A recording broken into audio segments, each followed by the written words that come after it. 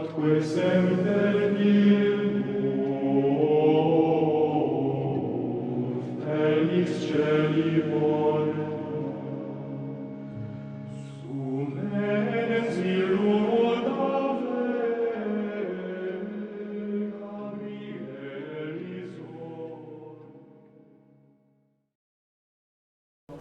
Louvado seja nosso Senhor Jesus Cristo. Hoje é o 7º domingo depois de Pentecostes. Acabamos de ouvir agora da boca do próprio nosso Senhor que somente aquele que fizer a vontade de Deus poderá ir para o céu.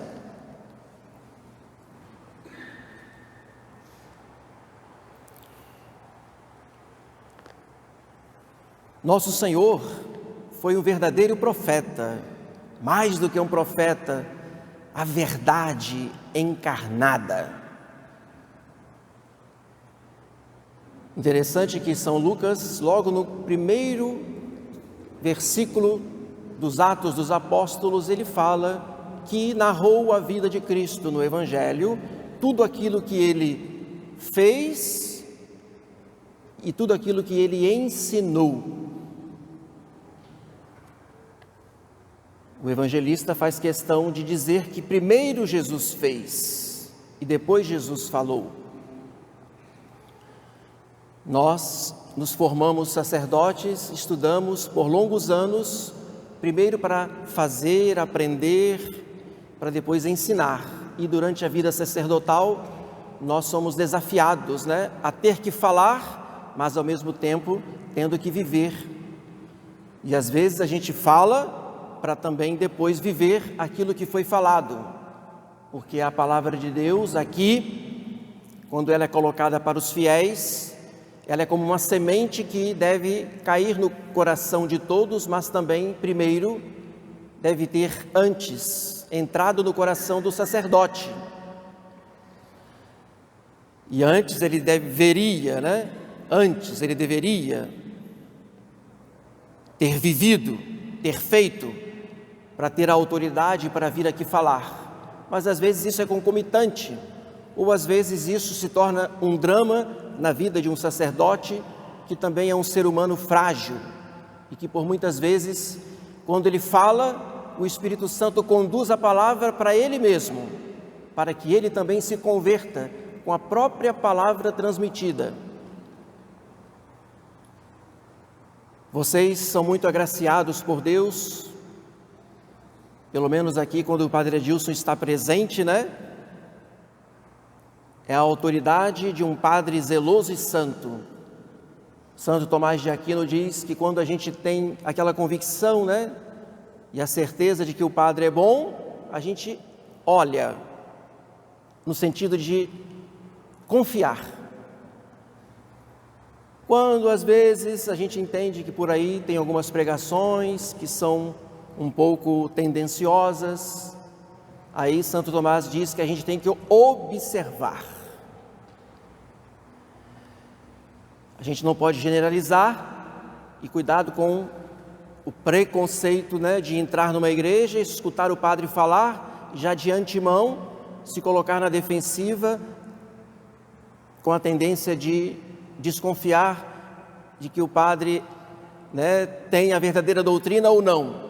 Cuidado com esse espírito. É preciso ouvir, observar, ficar com o que é bom às vezes, é claro. E todo mundo aqui muitas vezes já tem o critério para discernir quando a pregação é autêntica, é de acordo com a doutrina da igreja, ou quando ela está enviesada por algumas ideologias que acabam infelizmente penetrando dentro da igreja e até mesmo do coração dos sacerdotes. Agora, Santo Tomás diz que quando a pregação é herética, aí a gente tem que fugir. Quando o nosso Senhor fala, guardai-vos dos falsos profetas, aqui, nosso Senhor, ele diz, fugir. Significa que a pessoa não pode dar ouvidos. Claro, ninguém aqui vai ter a loucura de frequentar uma igreja protestante, né? Para ouvir heresias. Mas cuidado, né? Que infelizmente até dentro da igreja também a gente tem que fugir em alguns casos, né? Mas calma, que nós rezamos a Deus para termos autênticos sacerdotes, verdadeiros profetas que pregam a doutrina da igreja. A gente entende que a igreja, ela tem a sua parte que é o corpo docente, que ensina. O Papa, os bispos, os sacerdotes que auxiliam os bispos, todos devem transmitir a tradição, a doutrina da igreja. E nós precisamos ter essa absoluta tranquilidade, porque a igreja não pode ensinar o que é falso, o que é herético, o que é contra a fé. Mas a igreja também tem a parte discente, que são aqueles que aprendem.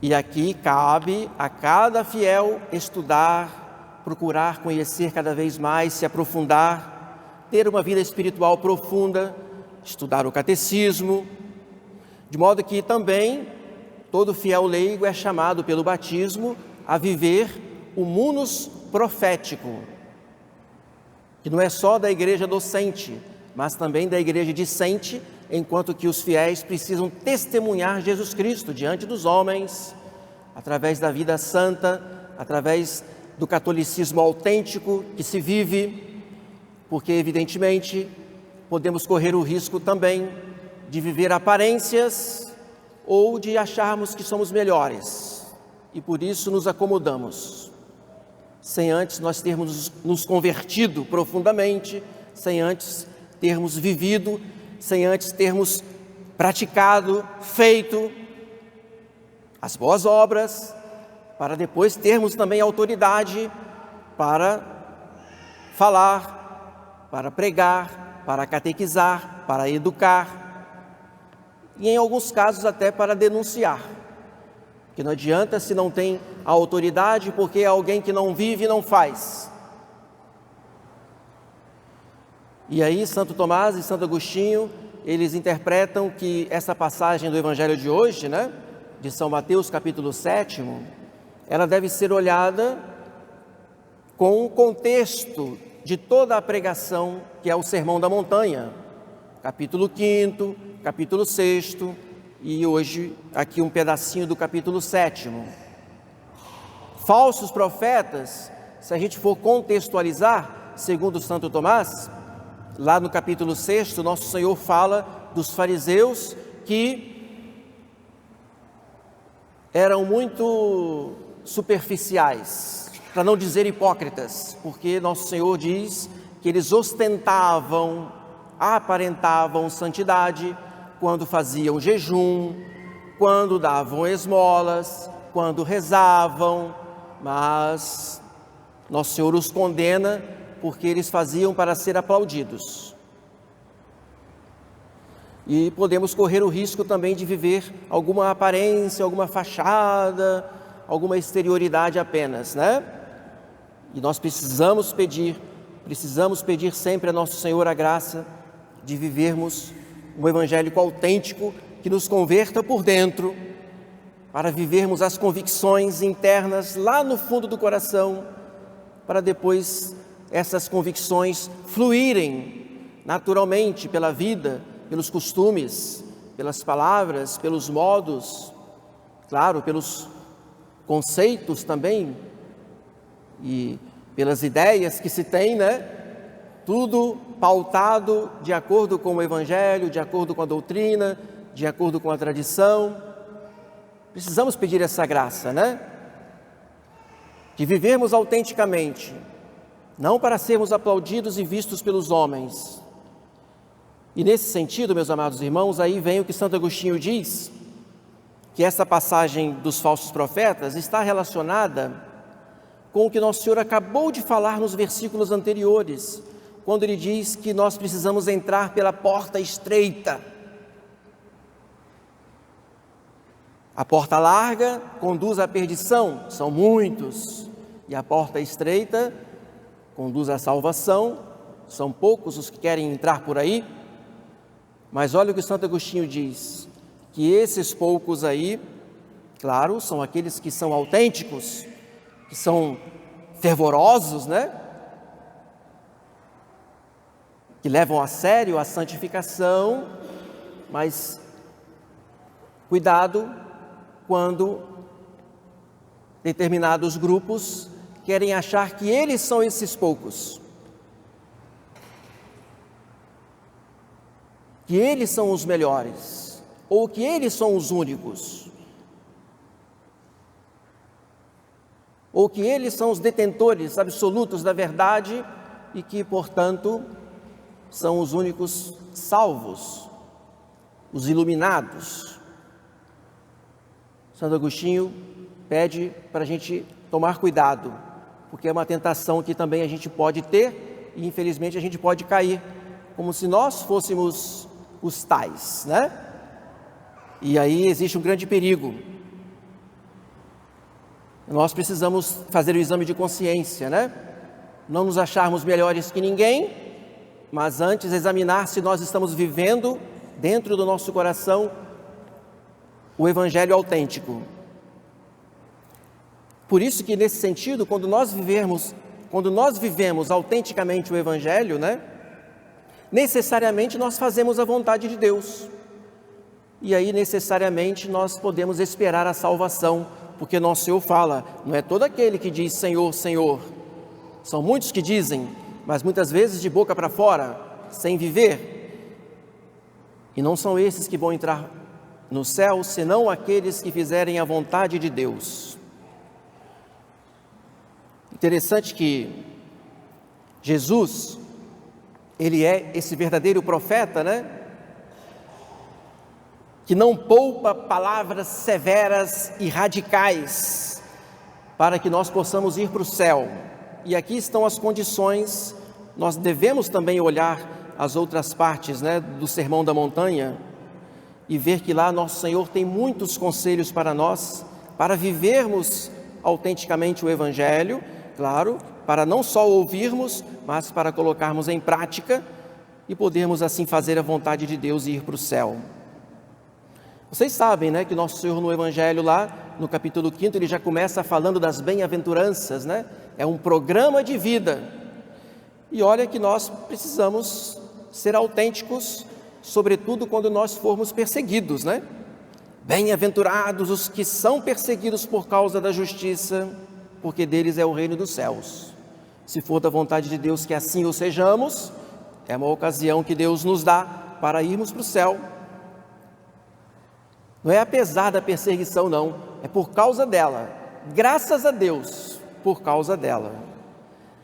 Bem-aventurados sereis quando vos caluniarem, quando vos perseguirem e disserem falsamente todo mal contra vós, por causa de mim. Alegrai-vos e exultai, porque será grande a vossa recompensa nos céus. Porque assim perseguiram os profetas que vieram antes de vós.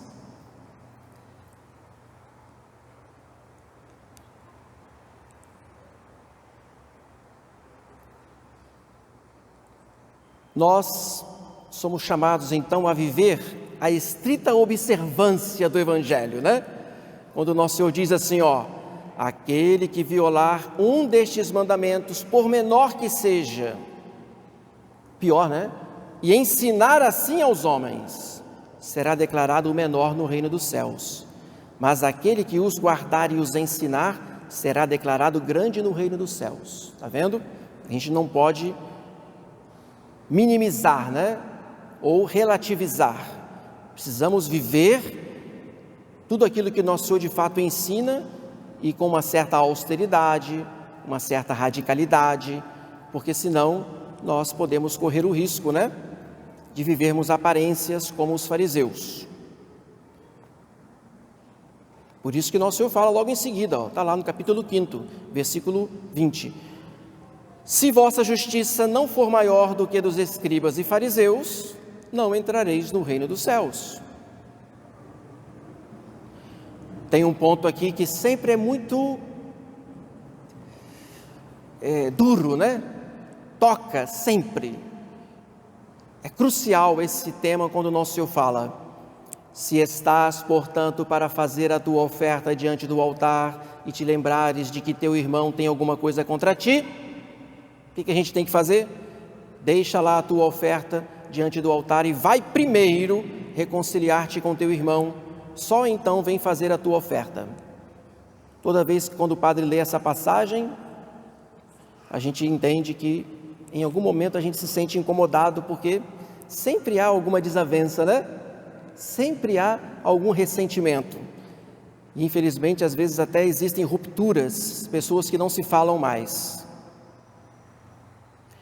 A radicalidade do Evangelho, então, é para a gente reconciliar-se primeiro, né? E também a radicalidade do Evangelho é viver a pureza, né, de maneira extremista. Todo aquele que lançar um olhar de cobiça para uma mulher já adulterou com ela em seu coração. O que a gente tem que fazer então? Para fazer a vontade de Deus, para poder ir para o céu. Se teu olho direito é para ti causa de queda, arranca-o, lança-o fora de ti, porque te é preferível perder-se um só dos teus membros, né? A que o teu corpo todo seja lançado na geena.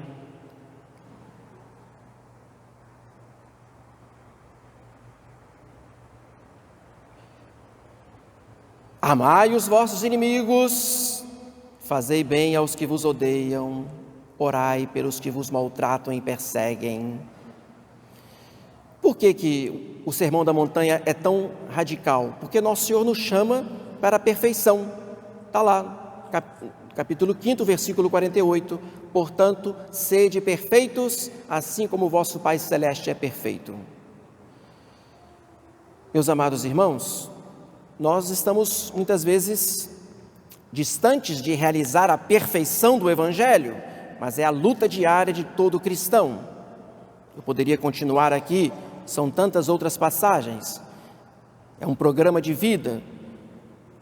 Nosso Senhor, então, quer que a gente produza frutos, mas a gente entende, né, como nós somos miseráveis e fracos e precisamos de um auxílio especialíssimo, de uma mulher santa, a qual nós celebramos hoje, que é a Virgem do Carmo, né? Providencialmente, caindo nesse domingo, a gente pode falar que sem a sua proteção, sem o seu escapulário, nós não conseguiremos. Às vezes a gente perde uma batalha, né? Mas a gente não pode perder a guerra. A guerra é constante e o nosso escudo é quando nós nos revestimos da sua proteção, que é o Santo Escapulário, que devemos usar dia e noite. Talvez dormir abraçado com ele. Mas, evidentemente, que não é só conseguir a proteção de Maria, mas é se comprometer de imitá-la, porque pelo escapulário nós nos revestimos dela. Uma historinha interessante de 2 soldados da Primeira Guerra Mundial que sobreviveram graças ao escapulário. Os soldados na guerra, eles têm a permissão da igreja de se auto-imporem o escapulário. E um soldado levou como presente de sua avó um escapulário, o qual ele mesmo se impôs e o levou durante a guerra. E já no final, tendo sobrevivido, ele, numa antiga fazenda, quando ali tomou um banho, às pressas, ele acabou esquecendo o escapulário e depois continuou com o batalhão, né, a uma certa distância, uns 2 quilômetros, aonde os soldados adormeceram, cansados, numa trincheira, e ele não conseguia dormir porque ficou incomodado por ter esquecido o escapulário, e no meio da noite teve a coragem de ir buscar, e lá na fazenda, na escuridão, apalpando lá aonde ele tinha se banhado, não encontrou, e voltou triste para onde estavam os outros soldados, quando de repente ele levou um susto, um estrondo que escutou ao longe. Era uma bomba relógio que tinha sido colocada exatamente naquela trincheira. E aí, mais uns passos adiante, outro susto. Um soldado vem ao seu encontro para dizer-lhe que ficou procurando-o na trincheira e não o havia encontrado, e ele tinha pego o escapulário e ele foi buscá-lo para poder entregar. E aí eles se depararam com a cena trágica quando viram todos os companheiros mortos. Mas graças ao escapulário, os dois se salvaram. Então é a batalha da vida, né? A gente às vezes tem as nossas misérias, temos o ideal da perfeição, e como vai se tornar bem mais fácil quando nós nos revestirmos de Maria, usarmos o seu santo escapulário para que ela nos dê a vitória, né? Na batalha na qual nós estamos vivendo no mundo de hoje. Que a Virgem do Carmo nos santifique e nos dê a graça de fazer a vontade de Deus e salvarmos a nossa alma um dia no céu. Louvado seja nosso Senhor Jesus Cristo. Ave Maria Stella, Dei Mater atque semper